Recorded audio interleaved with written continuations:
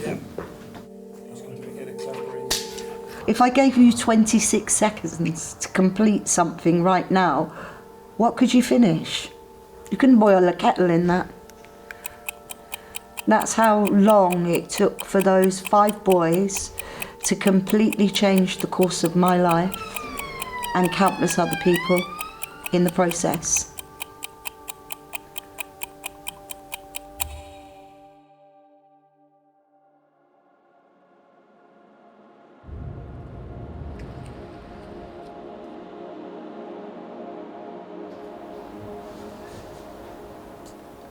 If I could have gone back, I would have pushed him more. I definitely would have pushed him more. Even took the knife out of him. Do you know what I mean? Physically took it and stashed it, which I could have done. Do you know what I mean? I feel like I should have done. Looking back at the time, I think I had the opportunity to do, and he wouldn't have tried to take it back off me because he knew I would have been right. But obviously, I didn't think to do that at the time, unfortunately, which could have saved his life, unbeknown to me.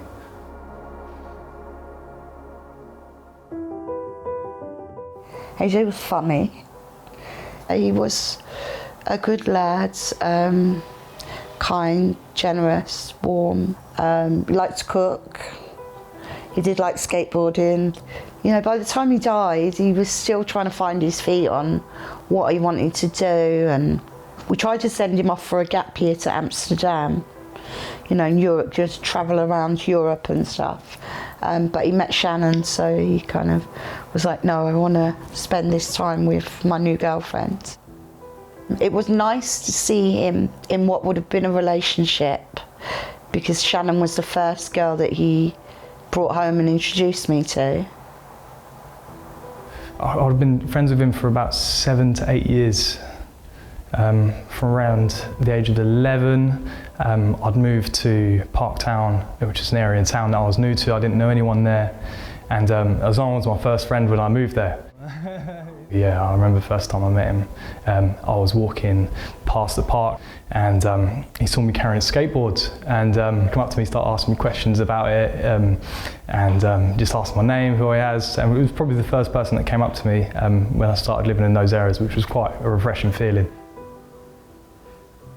At that time, his granddad died, and his granddad was the male role model in his life, which then affected school. And then he started to truant, and he got a little bit difficult at home. I think he was crying out for help. He was searching outside to fit in. A 28-year-old male ended up attacking my son, and it was a brutal attack. He ended up with 2 black eyes, a broken nose. The guy tried to stab him with a screwdriver. He dragged him out into the middle of the road and was continuously jumping on my son's head.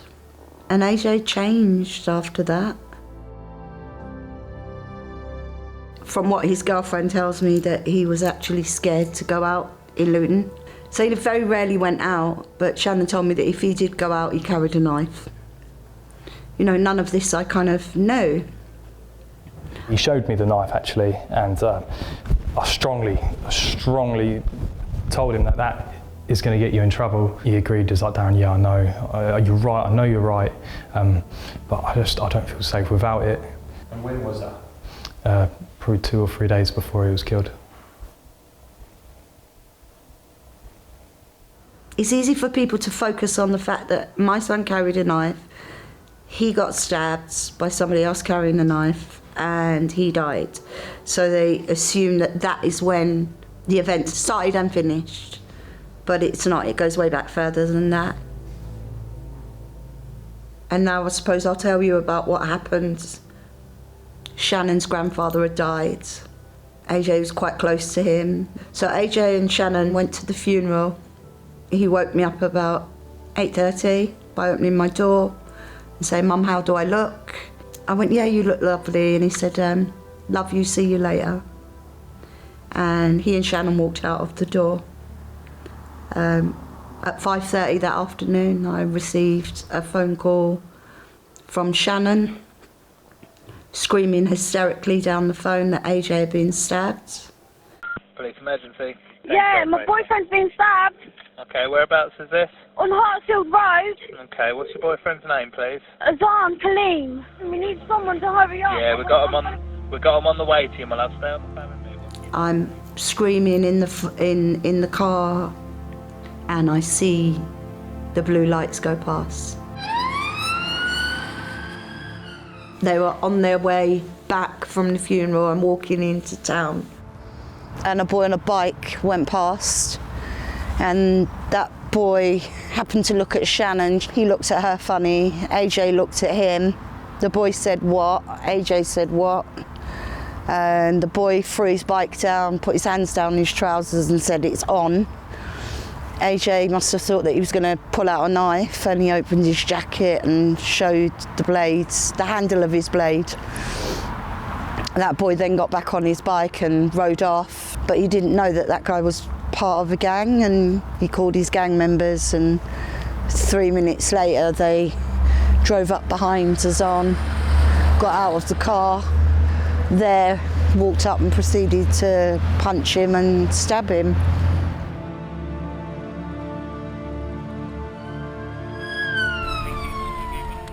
We arrived at the scene. There was a helicopter, there was armed police, there was paramedics, there was people, and I could see AJ's feet sticking out between two parked cars, and I could see all these people crowding around him, and I ran to get to him, and a police lady blocked me, and I kept saying to her, "It's my son, I need to get there." And yeah, the initial shock was hard to comprehend. To come to terms that was my friend that was in one of those tents, of course. 5:30 I got the phone call. 12:30 they're wheeling him up to intensive care. And they're calling him critically stable. The surgeon came and spoke to me, and he said, "I've done everything that I can do for AJ, now he needs to fight." And I knew at that moment, even if he survived, I was never going to get my son back.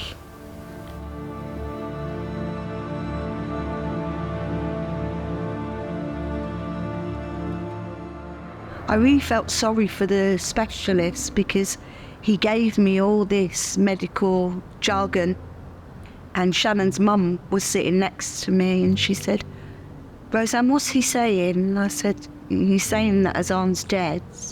And I looked at him and I said, "That's what you're saying, isn't it?" And he said, "Yes." And he said, "We're going to have to withdraw life support. So now would be the time to round up all your family members and ask them to come and say goodbye." And he looked like he was sleeping. So I was watching machines as they were unplugging them. She said that I could stand behind him and I could stroke his hair. And then they switched off the life support, and it was the quickest 10 minutes of my life. And whilst they waited for his heartbeat to stop properly.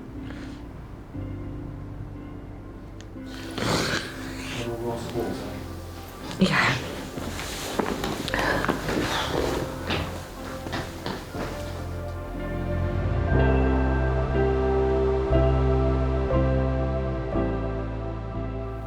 Most of the time I'll just push it to the back of my mind, if I'm honest. And I'll just try to keep myself busy, and it always catches up, to be honest, sooner or later, whether it be a year, whether it be 6 months. It does come rushing back, and it does take a toll on me emotionally sometimes. There is so many other people that this sort of incident affects. It doesn't just happen with the victim himself. Shannon witnessed all of it. She was 17 years old. She has nightmares and flashbacks. She has, in the past, self-harmed. She's attempted suicide twice. She doesn't go out alone. No job prospects, no education prospects. Shannon's been robbed, you know. She's been robbed of her freedom, of her peace of mind. And this affects her family. Shannon's mum, who arrived at the scene and gave CPR. I've got a great nephew, and he was too young to understand that AJ had been murdered. And we went to visit the grave, and he bought a stick and he put it inside the mud, and we said, well, what's that for? And he's like, that's to protect AJ.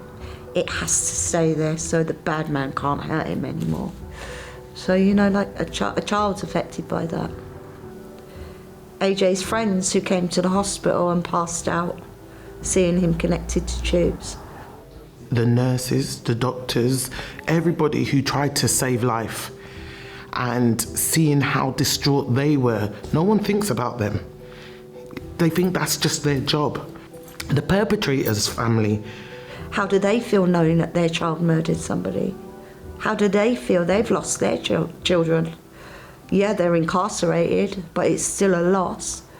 And we talk about the ripple effect, you know, it goes on and on and on.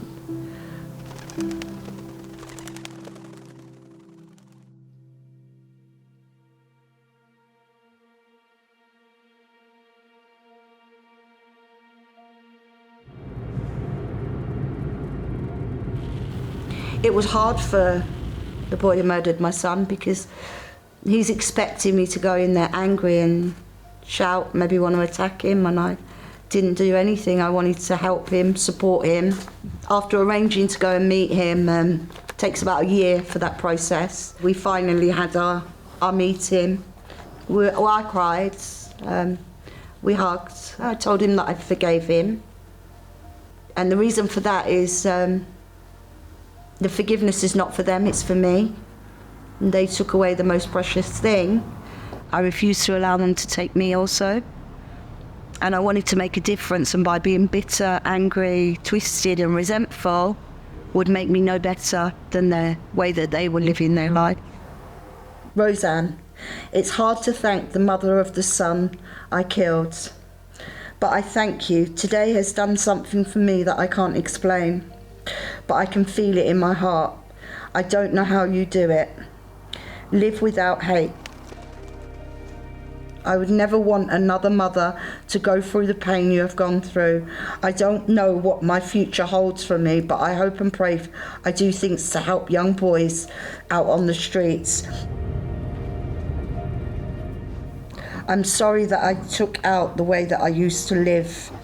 My pain, my life, my struggling, my mental state and my aggression on your son. It sounds selfish and impulsive.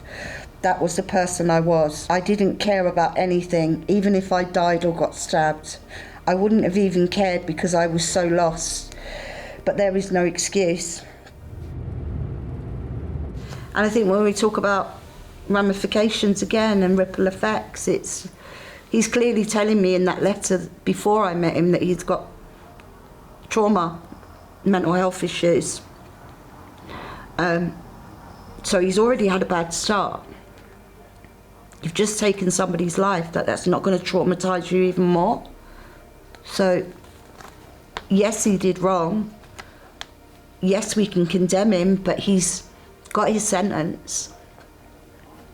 But unless we reach out and try and support and find a solution and help him heal, it's going to be repeated.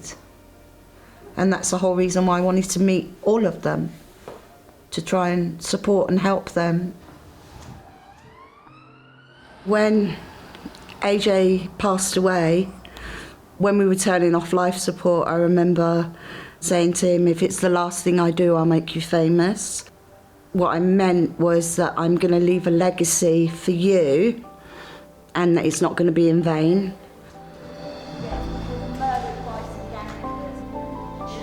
So currently I work for the Violence and Exploitation Reduction Unit, which is called VERU. I'm a senior youth intervention specialist, so I work directly with young people, covering child sexual exploitation, child criminal exploitation, grooming by gang members. Also, young people are at risk of serious youth violence, so I do one-to-one work with them. Roseann's amazing. She's someone who's not afraid to talk about some of her own failings, some of the things that she wasn't aware of, you know, what she's learned on the job now. If she had known that then, that could have potentially, you know, saved AJ's life. So the Veru like to call me expert by experience. So in layman's terms, that's lived experience. And I think that, yes, there are many professionals that are out there and they bring lots for young people and communities. But I have a saying that real recognises real. And I think that that has more effects and more impact at reaching a young person. This is someone who's lost a child to knife crime, but she still finds a place to be able to go out and spread the awareness through her own situation, some of the things that she wasn't aware of, about the ripple effect that knife crime has on people, family and communities. We believe in the Veru, we're a village.